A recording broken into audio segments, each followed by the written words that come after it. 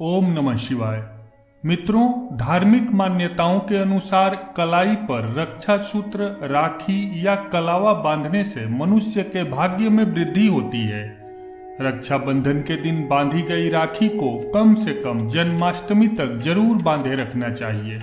जन्माष्टमी के बाद भी आप राखी बांध सकते हैं, लेकिन अगर आपको राखी उतारनी है तो इसको उतारने के बाद कभी भी यहाँ वहाँ नहीं फेंकनी चाहिए, बल्कि उतारी गई राखी को किसी पवित्र पौधे या पेड़ के पास रख देना चाहिए या फिर इसे किसी नदी या बहते हुए जल में प्रवाहित करना चाहिए। इस वीडियो में आप जानेंगे कि इस साल राखी पर भद्रा का साया होने के कारण राखी बांधने का शुभ मुहूर्त क्या है, आखिर हम लोग रक्षाबंधन का त्योहार क्यों मनाते हैं, इसकी शुरुआत कब से हुई और कौन है ये भद्रा जो हर बार चली आती है भाई बहन के रिश्ते में खलल डालने। मित्रों, भाई बहन के असीम प्यार और स्नेह का त्योहार रक्षाबंधन इस वर्ष 19 अगस्त को है। हिंदू पंचांग के अनुसार हर वर्ष श्रावण मास के शुक्ल पक्ष की पूर्णिमा तिथि पर रक्षाबंधन का त्योहार मनाया जाता है। रक्षाबंधन पर बहनें अपने भाइयों की कलाई में राखी बांधती हैं और उनके जीवन में सुख, समृद्धि और आनंद की कामना करते हुए आरती उतारती हैं। वहीं इसके बदले में भाई सदैव बहन की रक्षा और सुखी जीवन का आशीर्वाद देता है। मुहूर्त शास्त्र के अनुसार हमेशा राखी का त्योहार शुभ मुहूर्त का विचार करके ही मनाना चाहिए। खास तौर पर रक्षाबंधन पर भद्रा काल का विचार अवश्य ही करना चाहिए। रक्षाबंधन के दिन भद्रा काल में कभी भी राखी नहीं बांधनी चाहिए, यानी जब भद्रा न हो तो ही भाई की कलाई में राखी बांधनी चाहिए, क्योंकि भद्रा काल में बांधी गई राखी शुभ फल तो देती नहीं है, उल्टे इसका नकारात्मक प्रभाव भाई और बहन दोनों के जीवन पर पड़ता है। रक्षाबंधन की शुरुआत से संबंधित वैसे तो कई पौराणिक कथाएं प्रचलित हैं, लेकिन जो मुख्य 2 कथाएं प्रचलित हैं वो इस प्रकार हैं। एक बार 12 साल तक देवताओं और असुरों के बीच युद्ध हुआ, जिसमें देवताओं की हार हुई और असुरों ने स्वर्ग पर कब्जा कर लिया।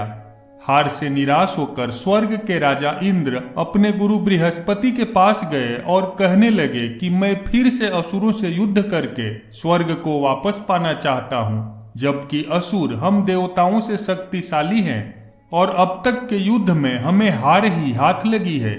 देवराज इंद्र और देवगुरु बृहस्पति के बीच हुए इस वार्तालाप को इंद्र की पत्नी इंद्राणी भी सुन रही थी।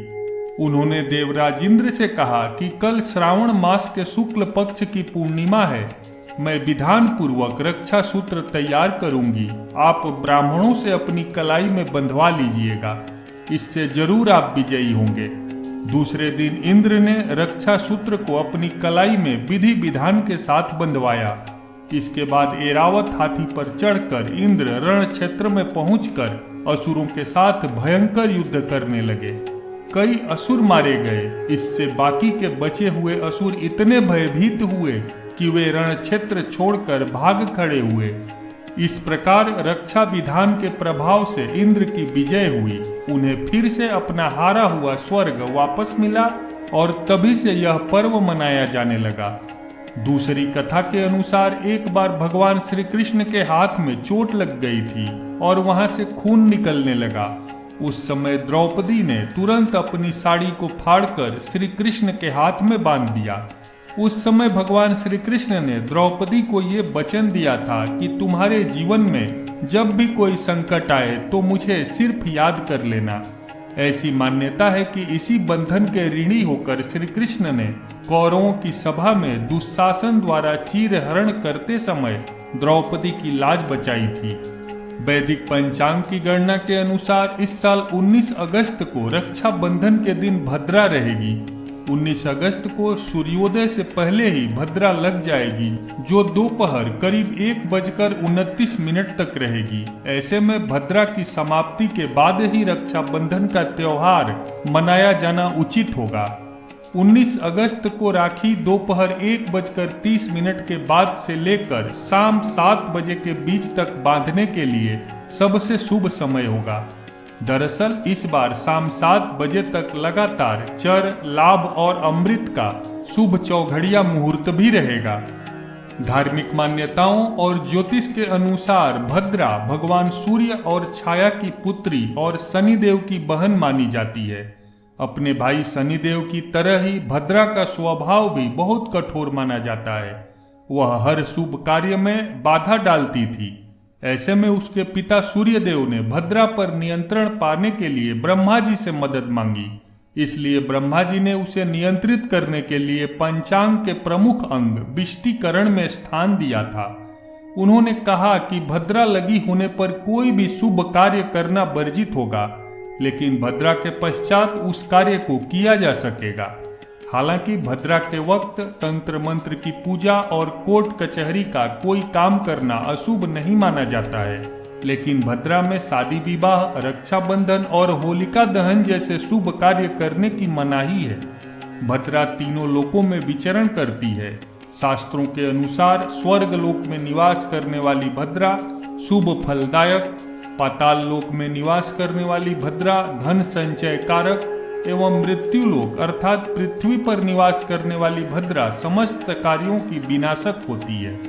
कहीं कहीं यह देखने में आया है कि कुछ लोग रक्षाबंधन के दिन प्रातः काल से ही भद्रा आदि किसी अशुभ समय का विचार न करते हुए रक्षाबंधन मना लेते हैं, जो कि किसी भी रूप में शास्त्र सम्मत नहीं है। ऐसा माना जाता है कि रावण के समूचे कुल के नाश के पीछे भद्रा ही वजह थी। पौराणिक कथाओं में बताया गया है कि रावण की बहन शूर्पणखा ने भद्रा काल में अपने भाई रावण को राखी बांधी थी, जो कि उसके विनाश का कारण बना। कहते हैं कि इसी के बाद से एक एक करके रावण सहित उसके पूरे कुल का नाश हो गया। वहीं यह भी माना जाता है कि भद्रा के वक्त भगवान शिव तांडव करते हैं और क्रोध की अवस्था में होते हैं। ऐसे वक्त में कोई भी शुभ कार्य नहीं करना चाहिए, वरना उसके परिणाम शुभ नहीं होंगे। इसलिए भाई को हर बुरी नजर से बचाने के लिए और उनकी दीर्घायु के लिए भूल कर भी भद्रा में राखी न बांधे। बहनों को अपने भाई की कलाई में राखी बांधते समय 3 गांठ लगाना बहुत जरूरी होता है।